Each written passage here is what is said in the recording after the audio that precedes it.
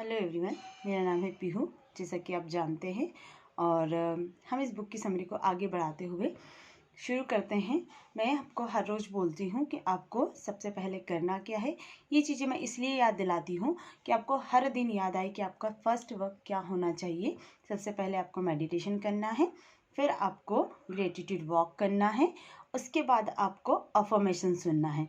अब अफर्मेशन आप कहीं से भी, जैसे यूट्यूब पे बहुत सारे और वीडियोज होते हैं अफर्मेशन के, या अगर आप लोग मुझे कहेंगे तो मैं आपके लिए अफर्मेशन का एक वीडियो बना दूंगी।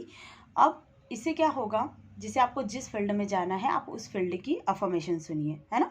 किसी को टीचिंग के क्षेत्र में अच्छा होना है, किसी को स्टडी के क्षेत्र में अच्छा होना है, जो भी है आप उसकी अफर्मेशन सुनिए अपने कैरियर या अपनी विश के अकॉर्डिंग, ठीक है।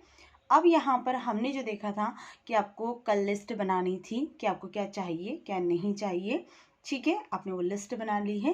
अब आपको यहाँ पर पॉजिटिव रहना है, सकारात्मक भावनाएं यूनिवर्स को भेजना है। तो वो आप कैसे भेजोगे? सबसे पहले आपको अपने अंदर का गार्बेज निकालना होगा। जितना भी कूड़ा कचरा किसी और के लिए भरा है वो आप सब बाहर कर दीजिए। वो कैसे करेंगे? जैसे कि मैं आपको एक कोटेशन बताती हूँ।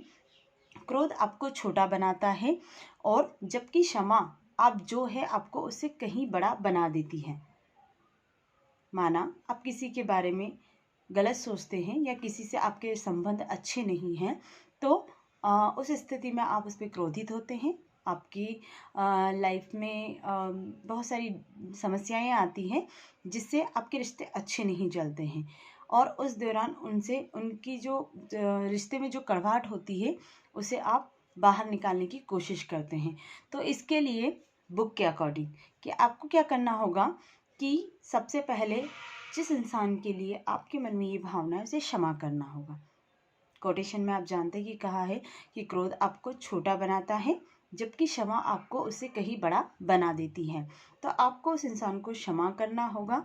उसको क्षमा करने के साथ ही आप नकारात्मक भावनाएं और नकारात्मक चीज़ें जो भी होती है आप उससे बिल्कुल परे हो जाएंगे, बिल्कुल अलग हट जाएंगे। जैसे कि आप क्या करेंगे कि जो भी व्यक्ति है पर्टिकुलर, किसी से भी आपका रिलेशन सही नहीं है, या हमारे लाइफ में ऐसा होता रहता है कि कहीं ना कहीं ये चीज़ें हमें देखने को मिल जाती हैं कि दिन भर में कहीं ना कहीं ऐसी सिचुएशन होती है, तो हम उसको लेट गो करें। लेट गो कैसे करें? जैसे ठीक है आपके साथ कुछ हुआ, आप उस चीज़ को भूल जाइए, उसे क्षमा कर दीजिए और अपने आप को भी क्षमा कर दीजिए। लेकिन अगर आपके जीवन में कोई बड़ी ऐसी चीज़ें हैं जिसको आप फॉरगिव नहीं कर पा रहे हो, जिसे आप लेट गो नहीं कर पा रहे हो, उसके लिए मैं आपको बहुत अच्छी टेक्निक बताती हूँ कि आप होपोनोपोनो टेक्निक कीजिए। इससे क्या होता है कि आप ईश्वर से क्षमा मांगते हैं, और उनसे जब आप क्षमा मांगते हो तो आपकी हर एक गलती, आपका हर एक प्रायश्चित पूरा हो जाता है। तो आपको यही करना है कि आपको होपोनोपोनो टेक्निक करना है।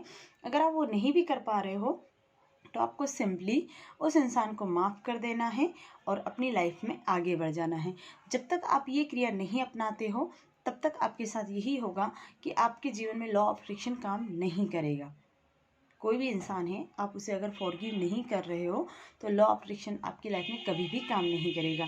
इसलिए आप दूसरों के बारे में बुरा कहना छोड़ दीजिए, आप दूसरों के बारे में बुराई करना छोड़ दीजिए, या फिर उसे किसी भी चीज़ से क्रिटिसाइज़ करना पूरी तरह से छोड़ दीजिए, और उसमें पॉजिटिविटी, कितना भी बुरा इंसान होगा आप उसमें पॉजिटिविटी ढूंढिए। जिससे क्या होगा कि उसके और आपके रिलेशन काफ़ी अच्छे होंगे। चाहे वो आपके बारे में कुछ भी सोचे, लेकिन आपका जो माइंड है वो सकारात्मक रहेगा। इससे जब आप सकारात्मक रहोगे तो आपके मन में अच्छे थॉट आएंगे, और आप जो भी चाहते हो यूनिवर्स वो आपको कम बैक करेगा, ठीक है।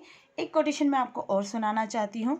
अगर आपने अपने को किसी बात पर क्षमा नहीं किया है तो आप औरों को क्षमा करने के लिए कैसे सोच सकते हैं?